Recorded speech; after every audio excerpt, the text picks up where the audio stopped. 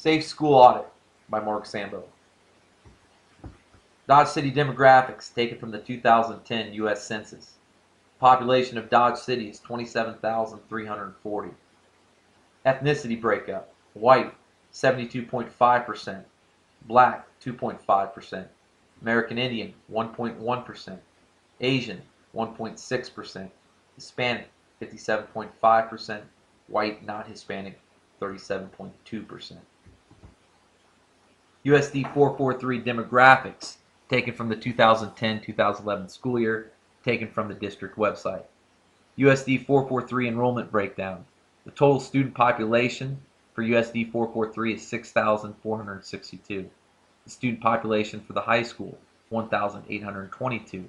Student population for the middle school is 720. Student population for Comanche Middle School is 720. Elementary schools combined have a student population of 3,200. USD 443 staff. Certified staff members, 325. Classified or administrative staff, 775. USD 443 demographics, again taken from the USD 443 district website. Schools: 1 pre-kindergarten, 9 elementary schools, 2 middle schools, 1 high school, alternative high school education opportunities, adult education opportunities. Dodge City High School building representation, teacher breakdown. What you can see from this slide is the breakdown of teachers per department within Dodge City High School.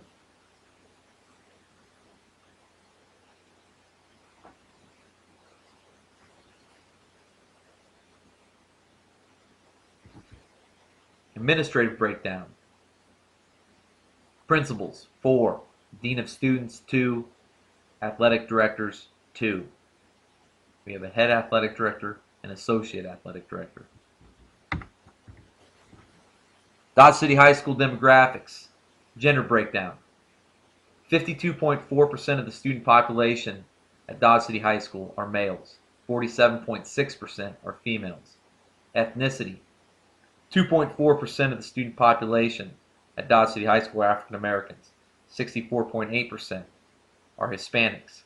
26.7% are whites, and 6.1% are other. Demographics continued. Again, taken from the district website, usd443.org. Economically disadvantaged students make up about 70% of the student population in Dodge City High School. To be exact, 69.5%. Non-economic disadvantage, 30.5%. This directly correlates with our free and reduced lunches. 73.3% of the student population qualify for free and reduced lunches. 27.7% do not. Mission statement at Dodge City High School: to provide a safe and equitable environment where all students will learn the skills and concepts necessary to be lifetime learners and function effectively in the 21st century. This is an aerial view of the campus of Dodge City High School in Dodge City, Kansas. This was taken from Google Maps. Some areas to notice are construction opportunities, if need be, located right here. 1 entrance and exit to the campus, located here. Athletic facilities, tennis courts, softball, football and soccer facilities here. Gymnasium, auditorium, athletic entrance, weight room, locker room facilities, auxiliary gym. The cafeteria is located right here, along with the main office and the main entrance into the school. The third, probably most commonly used entrance into the school building is located right here, along with busing and student parking. A close-up picture of the main entrance at Dodge City High School. If you'd come in through that main entrance and turn right, this is what you would see. Kind of the slogan for the high school: "We are Dodge City," located right here. There are 4 halls, one here, upstairs is one, and the other way upstairs is the other. The library is located right here. The 4 halls represent a school within a school. I've heard them called pods. I've heard them called houses. We call them halls. Our students are not designated a hall and stay in that hall from their freshman to senior year. Freshmen much like seniors and sophomores and juniors will have classes in McCarty and then go up to Tolson and then go to Hoover. They go all out throughout. They go throughout the building and are given ample time to do so with a 6-minute passing period. If you would have kept going straight in that main entrance, you'd have seen the main office. Again, an example of the pride that we have in not only our school, but we also see this throughout the community as well. This is the resource room, the main resource room for teachers. Teachers don't spend a lot of time in it. All they do is really come and get their mail, which you can see located over here, teacher mailboxes. Closer look at the mailboxes. Closer look at the hallway. Again, this would be the entrance and exit to that third entrance and exit that we talked about at the very beginning of this presentation. Probably the most commonly used for parents coming in throughout the day or late students. This is just turning right in that same spot, and this is what the hallways would look like throughout the building or throughout the halls. If you look the other way, it would look the same. If you went upstairs and looked down both hallways, they'd look the same. Obviously, there might be some different decorations. Some tile issues. This is not. This is actually from the construction of the school in the laying of the concrete underneath the tile. Moisture gets in here, and this is the first phase of cracking tile. The last phase would look like this, and obviously would have to be replaced. This is a look from that third entranceway from the street. A look at the building. When you're at the street, this is what it would look like. Buses would be parked here before and after school. You can see the bus line right there. Little curb, indention in the curb for buses to park, and that would go all the way down to this next slide. You can also see the main road coming into the high school. Again, only one entrance and one exit. Maybe from a facilities management standpoint, a positive. This would be the main office within one of the halls. All the halls would have an office like this, and all the halls would have a secretary. Some halls have 2 administrators in the offices, some have 1. An administrator's office looking down the hallway of one of the halls. The other side would look the same as well, and as well have the student lockers to the right of it. The student lockers within a hall. Every student within the building has a locker. This is a classroom within the building. Classrooms look very similar. Some classrooms are different, from the technology or computer labs to the science labs.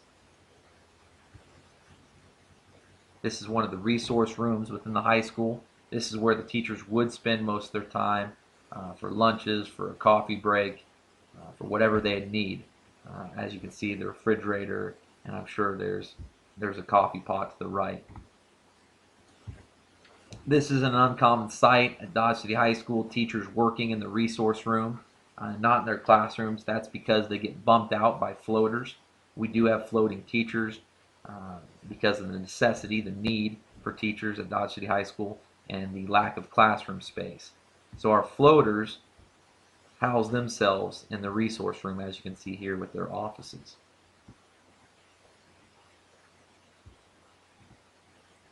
This is a picture of the library upstairs on the second level of the high school building. As you can see, they do have computers, a small computer lab within the library. This is used by both classrooms and individual students on opportunity periods or during opportunity period. Student services.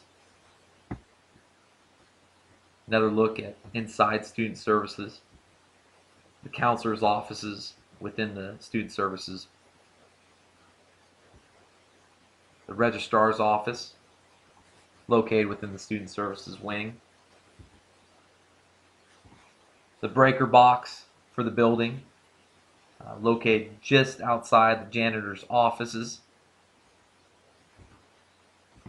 The 2 boilers for the building. The loading dock for the high school, located behind the maintenance area and the cafeteria or kitchen. You can also see the cooling unit for the high school. Another look at it as well right here. The kitchen. One of the areas of concern for the kitchen is the cooling of it. Sometimes it tends to get too hot.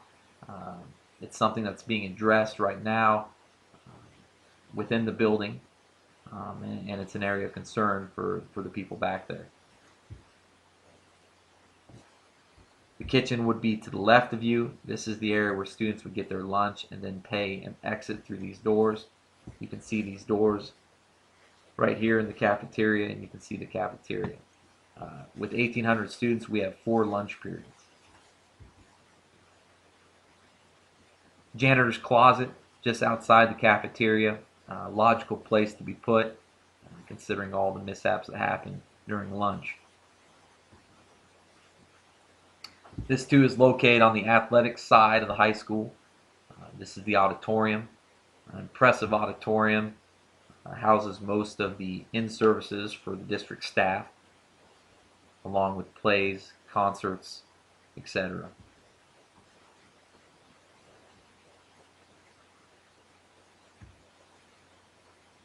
This is outside, just outside the auditorium. There's a hall that separates band and orchestra from the auditorium. They periodically use the auditorium before concerts, but this would be their classroom. Band and orchestra are one of their classrooms that they have.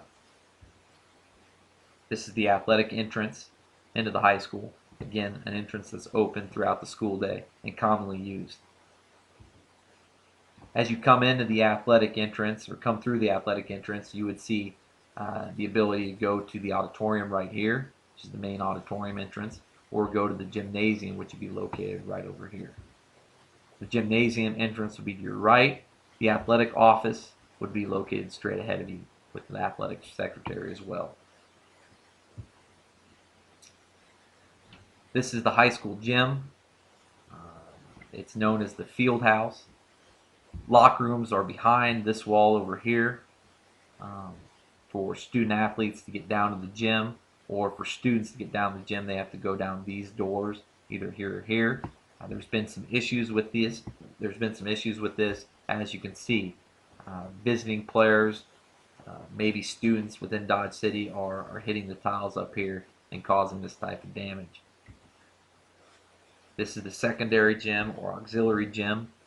This houses secondary basketball practice, freshman practice, other physical education classes.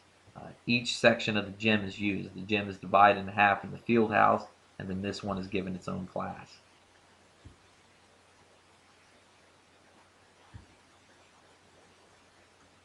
This is the weight room. This is located on the far northwest side of the building. This is looking outside the weight room, and you can see some construction going on. Dodge City High School has just been approved for a grant by Wildlife and Parks to get some money in to rebuild what has been nicknamed Demon Lake and to make it somewhat of a preserved fishing area within the community. You can see part of the construction going on right there with more of the heavy-duty equipment. If you look over here, you can see the pile of dirt they've already excavated from the lake or from the pond. This is a look at the locker room facilities just outside the high school. The entrances from the outside, these are always locked. You can see the football practice facility. You can see the softball facility, which is interesting because they're talking about building a sub-varsity facility this spring, which will have a track around it because of a lot of reasons. One, they don't want so many students. We have roughly 200 plus students go out for track, and they don't want so many students leaving to go to Memorial Stadium after school from a safety standpoint when they could have a facility right on campus. So that's what they're trying to do. This is the PE classroom, the physical education classroom on the athletic side. This would be the coaches' offices at Dodge City High School. This would be some wear and tear down there, some water damage near the coaches' offices at Dodge City.